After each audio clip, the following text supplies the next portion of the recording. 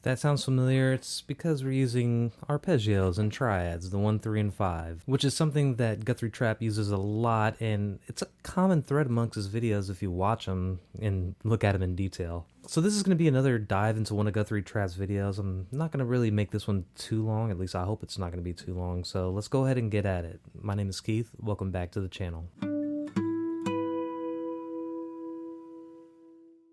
Alright, so what I just did there in the intro is something that I saw Guthrie Trapp do in one of his more recent videos that he uploaded. In his video, he kind of emphasizes using triads and arpeggios to move from one chord to the next and targeting specific degrees of that chord. So instead of just going root to root, we're going to be targeting either the third or the fifth of each subsequent chord. This makes things a lot more interesting. It's a lot less linear than just running straight pentatonic scales without skipping anything. It's more interesting, it's more dynamic, it's more musical. So let's go ahead and take a look at what he has to say here, and I'll show you my example of it, and we'll go ahead and get rolling. When you use those together, the root, third, fifth, when you start and stop your melodies on those three notes, and in whatever given order you want to mess with them, that's when things really start coming together, and that's when you start playing melodically, because you're not just playing, you know,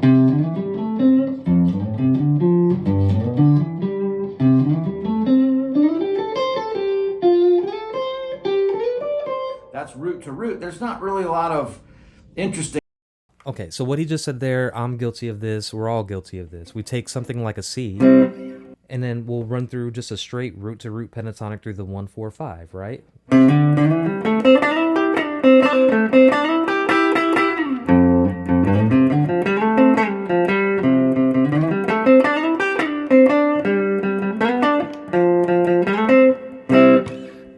That's boring though. Nobody wants to hear just running through the pentatonic scale without, you know, targeting anything for the next note. So what he's suggesting is something more along the lines of this. Right? Root to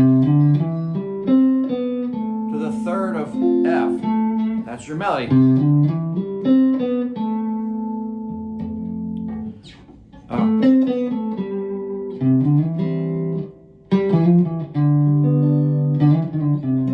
So those notes, that's the 5 of the G.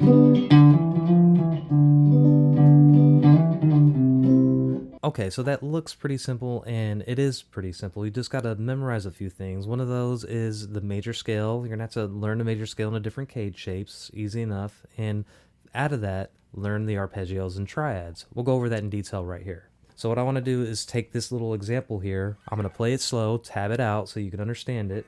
And then we're going to break it down into a couple different chunks here and understand it even further with charts and what scales we're pulling from and what triad. So let's go ahead and get at the tab part. So we're starting in the key of C, and he's doing this.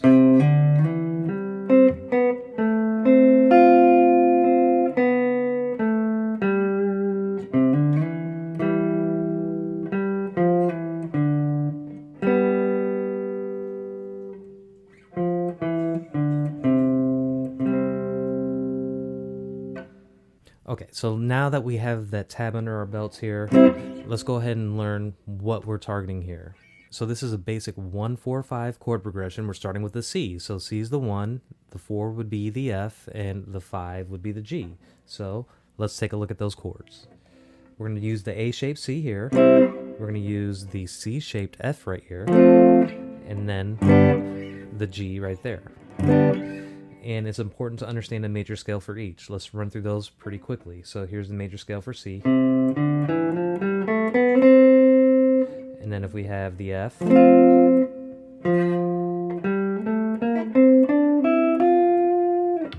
then if we have the G, those are our major scales. And out of those we have arpeggios. We're going to pick out the 1, 3, and 5, right? So let's start off with the C. And we'll run through the very first chunk here. So let me play the first chunk and we'll analyze it. So it's... What are we doing there? We're starting with that C major pentatonic scale, and we're running that diagonal pentatonic scale. We're going 1, 2, 3, and then we're skipping down here and going to the 5. And then we're going to skip down another string. and then go to the root of that C, right? These are both C's. And then we're going to back down to the 7th. So the thing that I wanted you to remember here, or to understand, is that all these notes are within that C major scale, whether it's a combination of skipping notes and using the pentatonic scale, or adding notes and using the major scale. So the diagonal pentatonic scale, 1, 2, 3, skipping to the 5, then to the root, then to the 7th. But the next chord is our F chord, right? So we're going from this 7, and we're going to this guy right here, which is the 3rd of this F chord. Why is that the 3rd? This is the purpose of the video, to show you exactly why with charts. So we look at the major scale.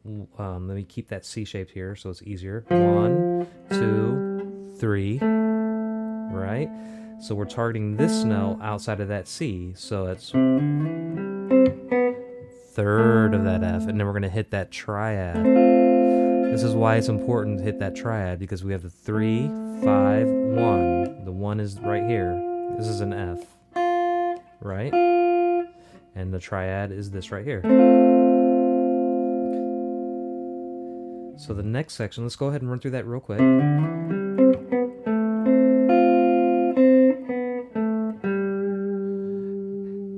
And we're hitting that, and that's part of the C again, right? That's the 5th of the C, because we're moving from the C to the F to the C. So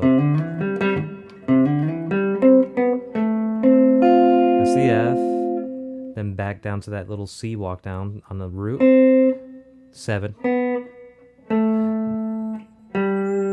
and then back down to that 5th. And then he does something pretty cool here, at least I think. Since we're in that C, he moves up.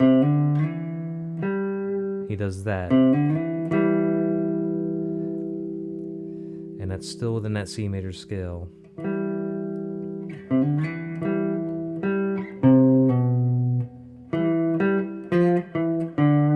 And then he's moving back there in the next section. And this is the 3rd, or the 5th actually, of that G. 1, 2, 3, 4, 5. Remember we had that major scale? This is the 5th. And that's how he's starting that 5th, and then doing this G triad here, which is right here, these 3 strings. Or you could just hold it like this and do the full chord.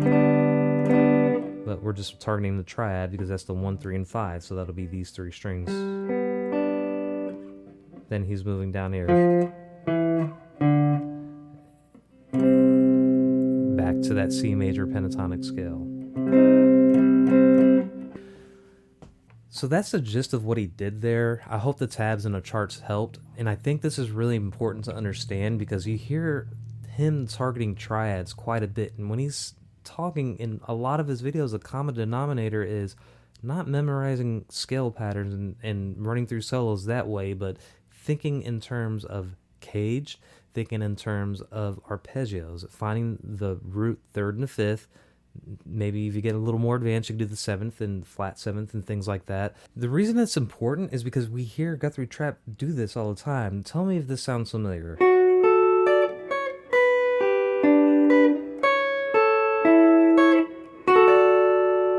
It sounds familiar because he does it a lot. He's driving home the fact that we need to understand the root 3rd and 5th of the chords, which I have linked in this video. And we need to understand the triads and how those work. The point of this whole thing is understanding that root 3rd and 5th. So I hope this wasn't too quick. If it was, let me know in the comments. I could slow it down for you, but I feel like some of the long videos can kind of get a little long in the tooth. So I hope that helped. And if it did, please like and subscribe, and I will talk to you later. Thanks.